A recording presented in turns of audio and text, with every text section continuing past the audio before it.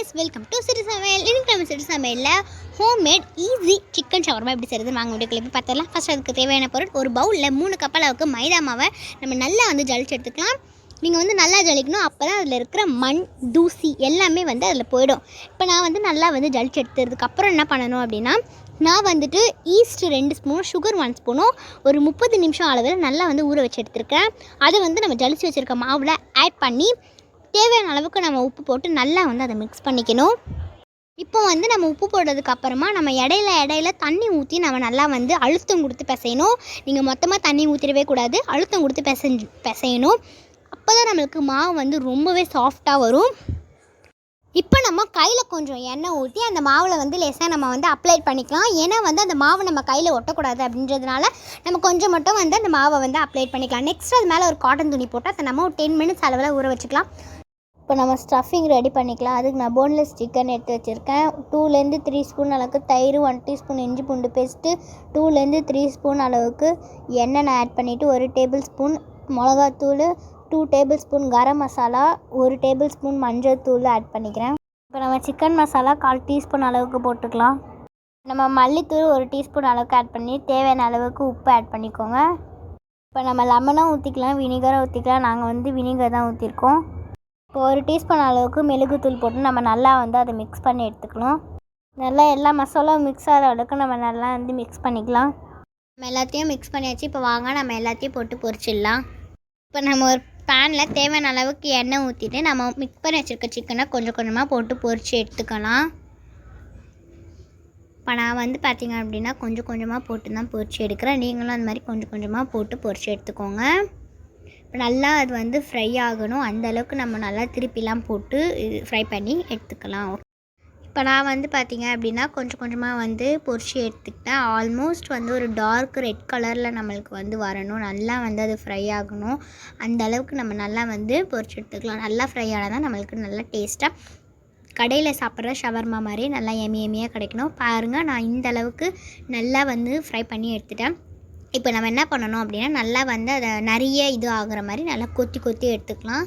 இப்போ நான் என்ன பண்ணுறேன் அப்படின்னா நல்லா அதை கொத்தி எடுத்துக்கிறேன். குட்டி குட்டி பீஸாக நம்ம கொத்தி எடுப்போம்ல, அந்த மாதிரி நான் குட்டி பீஸாக எடுத்துக்கிறேன். இப்போ பாருங்கள், நம்ம அதே பேனில் வெங்காயம், கேரட், கோஸ் இதெல்லாம் நான் ஸ்லைஸாக நறுக்கி வச்சுருக்கேன். நான் சிக்கன்லேயே பரட்டியிருப்பேன். ஏன் நான் இந்த மாதிரி தனியாக போடுறேன் அப்படின்னா கோஸோட அந்த தண்ணி பதம்லாம் அந்த சிக்கனில் இறங்கிடும், அப்புறமா நல்லா இருக்காது. அதனால் நான் இந்த மாதிரி பண்ணுறேன். நான் அது வறுத்து எடுத்து வச்சுக்கிறேன். நெக்ஸ்ட்டு நம்ம மிக்ஸ் பண்ணி வச்சுருக்கேன் அந்த மாவு இருக்குல்ல, ஊற வச்சுருந்தோம்ல, அந்த மாவு எடுத்து இந்த அளவுக்கு நான் நல்லா அதை ரவுண்டு பண்ணி அது நல்லா நான் பேனில் போட்டு நம்ம பேனில் சப்பாத்தி சுடுற மாதிரி சுட்டு எடுத்துக்கலாம். ஆயில் நம்ம யூஸ் பண்ணக்கூடாது. இப்போ வாங்க நம்ம இதை சுட்டு எடுத்துக்கலாம். இப்போ நம்ம சிக்கனையும் அந்த கோஸையும் பரட்டி வச்சுருக்கோம்ல, அதை நம்ம பரட்டியதுக்கப்புறம் சிக்கனில் அந்த கோஸை நம்ம ஆட் பண்ணி மிக்ஸ் பண்ணிக்கலாம். எல்லாமே நல்லா கலந்துற அளவுக்கு நம்ம மிக்ஸ் பண்ணிக்கலாம். ஓகேவா? இப்போ பாருங்கள், நான் நல்லா அதை எல்லாமே மிக்ஸ் ஆகிற அளவுக்கு நான் மிக்ஸ் பண்ணி விட்டுக்கிறேன். இப்போ நிறைய பேர் நம்ம சேனலை பார்த்து சப்ஸ்கிரைபே பண்ண மாட்டேங்கிறீங்க. இப்போ இதை நம்ம மிக்ஸ் பண்ணுறதுக்குள்ளே போய் அந்த சப்ஸ்கிரைபும் அந்த பெல் பட்டனை மட்டும் நல்லா தட்டி விட்டு வந்துடுங்க. இந்த மாதிரி நிறைய வீடியோஸ் பார்க்கணுன்னா நம்ம அந்த பெல் பட்டனை தட்டி விட்டு வந்துடுங்க. இப்போ நாங்கள் ஹோம்மேட் மயோனைஸ் பண்ணியிருக்கோம். அதுதான் நான் இந்த கோஸில் போட்டு நல்லா மிக்ஸ் பண்ண போகிறேன். இப்போ நான் இந்த மயோனைஸ் ரெசிபி உங்களுக்கு வேணும்னா நீங்கள் கமெண்ட்டில் சொல்லுங்கள். நான் அந்த ரெசிபியும் உங்களுக்கு நான் அப்லோட் பண்ணுறேன். எங்களுக்கு இப்போது லிக்விடாக வேணும், கொஞ்சம் கட்டியாக இல்லாமல் லிக்விடாக வேணும் அப்படின்றதுனால நாங்கள் கொஞ்சம் லிக்விடாக செஞ்சுருக்கோம்.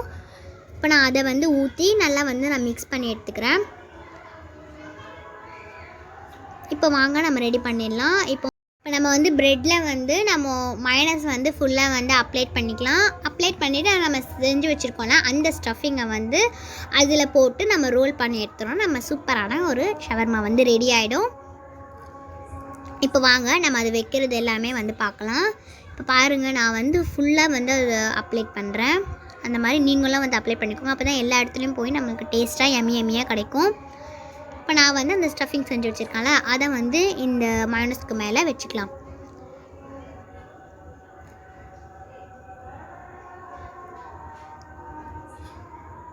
இப்போ நான் பார்த்திங்க அப்படின்னா அதை வச்சுட்டேன்.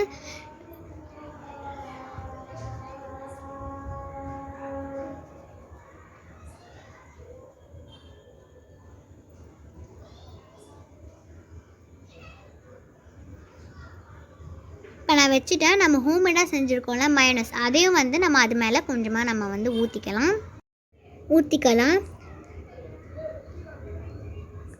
இப்போ நான் வந்து ஊற்றினதுக்கப்புறம் நான் அதை அப்படியே வந்து ரோல் பண்ணிக்கிறேன்.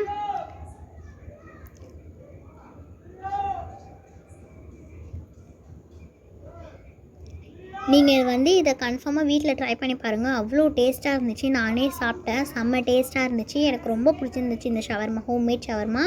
நீங்கள் கன்ஃபார்மாக வீட்டில் ட்ரை பண்ணி பாருங்கள். ரொம்ப நம்மளுக்கு சூப்பராக ரெடி ஆகிடுச்சு. இந்த வீடியோ பிடிச்சிச்சுன்னா லைக் பண்ணுங்கள், மறக்காம சேனலில் சப்ஸ்கிரைப் பண்ணிக்கோங்க. Bye bye.